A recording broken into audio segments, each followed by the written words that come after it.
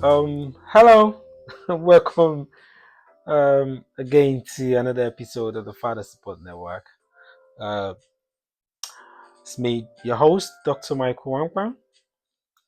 Today, I want to talk about something specifically for a single father household. Um, this is a bit personal to me, and I would love to hear from you and see what experiences you've had, and see if you can relate to this experience that I'm about to share. And the topic is about being uh, vulnerable. A single father household is a situation whereby the single father is in a vulnerable state, and how you handle that, especially when it relates to this kind of support network you have around you, and people that come around you with uh under the pretense of trying to support you or being sympathetic to your plight, and how that is a guise for them to manipulate you. And usually those kind of offer of support or help are usually with self-interest. But before we get into that, I would like to encourage you to subscribe to the channel if you're new to the channel. If you like the work we're doing, share, like, and share widely among your network to those that will benefit from it. So as a single parent to begin with, whether as a single mother, single father, you are actually in a vulnerable state. I want to say vulnerable state. Uh, it takes two to raise, two to make. So usually it should take two to raise. So if one person has to take charge of the responsibility of two, there will definitely be lapses. There'll definitely be areas where there'll be shortcomings, areas where you need support. Even in a two-parent household, that you still need tons of support from extended family, from friends, and all of that. Let alone in a single parent household. But the predominance of single household in our society usually is a single mother household. So it's quite rare. Even in the UK, it's about uh 15%. I think if it's even up to 15% of single father household, the majority to 5% or more are single parent household are led by women. So you can understand how society then treats single father household. It's still one that is looked upon, something that is novel, something that is unusual, and there's not a lot of support out there, for single father household. So the single father household is actually one that is more precarious. There are so much support for both, but there's more precarious. So yeah, I'm focusing on the single father household now. As a single father, depending, some people are lucky, you might have extended family, you might have your parents, they must be young, you might have sisters, and that would support you. But there are all the single fathers that don't have this kind of support system. So they are in a very much precarious situation. And in this situation, you could there's another you know subcategory in that may not have access to some of the help out there, support, or some of the entitlements that comes to families in that situation. And they are even in a more uh, worrying situation. So how do you navigate that? And what do I even mean by being vulnerable and the support system? You you sometimes will get in my situation. You'd have to do one in trying to balance work and family. You'd have to be dealing with child minders. You have need of um to go, to the GP, to do, many day-to-day activities. And in this, you might have people that might come up to you to be your friend. They might belong to. So I'll give you an instance. I'll give you example. I'll give you a couple of examples. So I remember when my daughter was still 0, and I've requested for the help of a babysitter. And so my arrangement, my situation at that time was I was gonna go work in the night, come back in the day, and the babysitter would stay with the kids. Well, a few days into the time, I started noticing that my daughter was 0. She couldn't even talk at a time, and she would hold on to my leg. She wouldn't want me to go. She wouldn't even try to talk in the baby language, and I was a bit worried because I was thinking this babysitter was a grandmother that would not harm or do anything to the child. So when I come back in the mornings, uh, the expectation is that this babysitter would then leave.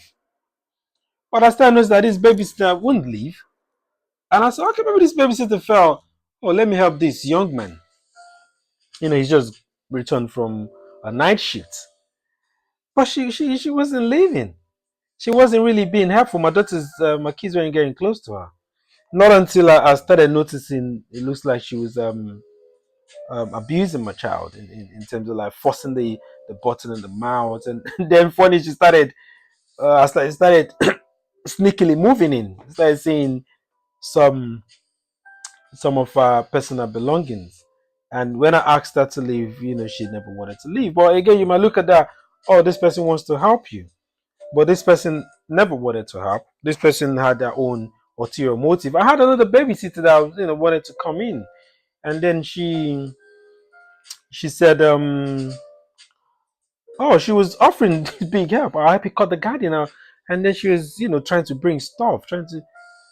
But I found out weird. I was thinking, I was speaking to a lot of people, and they were like, "Oh, maybe she had romantic interest." And I said, "No, this person is elderly. I don't think they have romantic interest." But I don't. They turned out they needed to use for of my little child at the time to get some kind of child minding authorization or certificate. But they didn't put it that way. But they were offering this stuff. Like, oh, let me help your child for this. I'll keep your child for a day. Don't worry, you don't need to pay me for this day. So if you're not an unsuspecting father, you say, oh, this person is nice, it's helping, a single man that is taking care of kids, 1 to 3 kids under 6 years old. But no, they were self-interest. So I'll give another last example. In that precarious situation, you have people that will say to you that belong to a certain group, and they say, "Oh, you need someone. Maybe you need to get into a relationship. We can introduce you to someone." But meanwhile, they're not caring about you.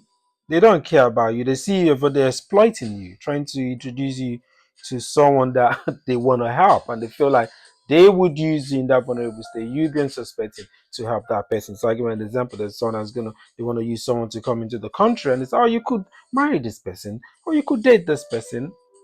And meanwhile, it's not because they care about you.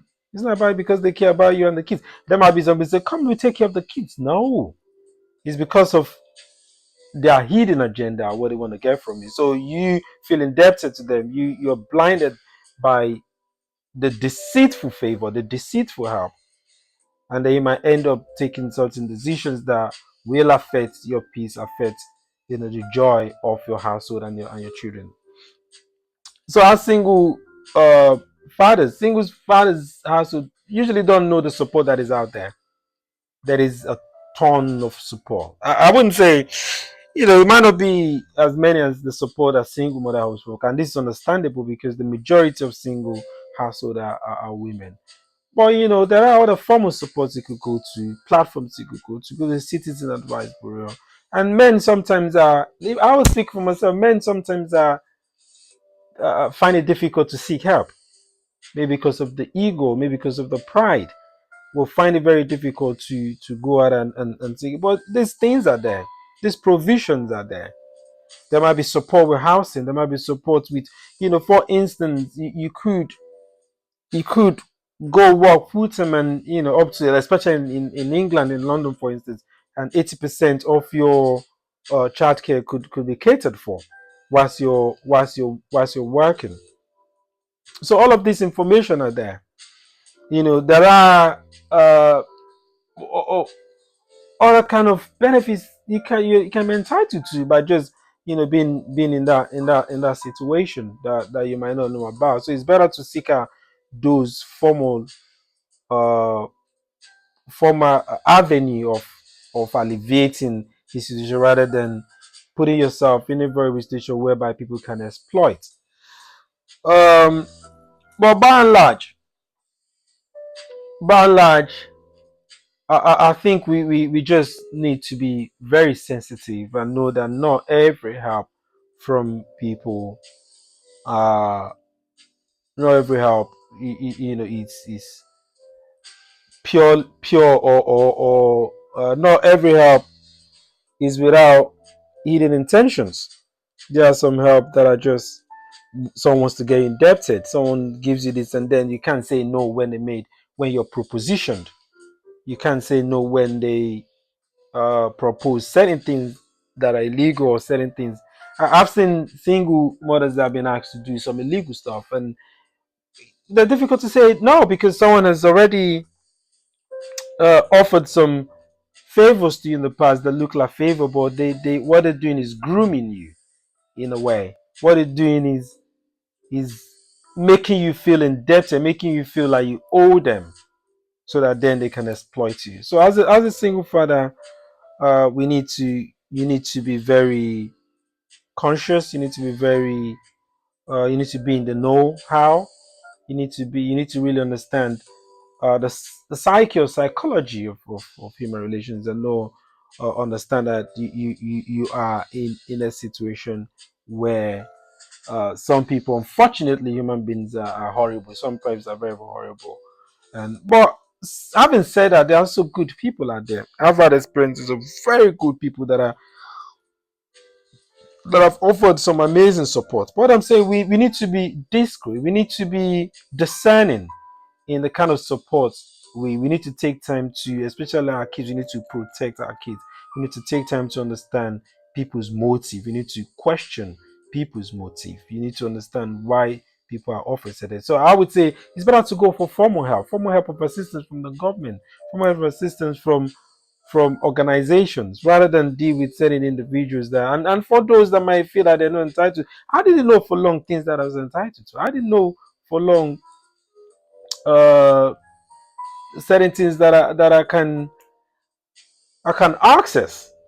So getting yourself involved in groups, getting yourself involved in groups like ours, can you can't isolate yourself. You need to put yourself out there, learn, Google, go learn more, and arm yourself with information. Information will be key. But anyways, I hope my story speaks to someone, and um help someone, help single fathers in this situation to be able to be more guarded and more discerning when dealing with people that come to offer supports that are not necessarily support, but support to keep us indebted and make us do things that will jeopardize the happiness of our family. All right, I'll leave it as that, and then I'll see you next time. Take care. Stay blessed.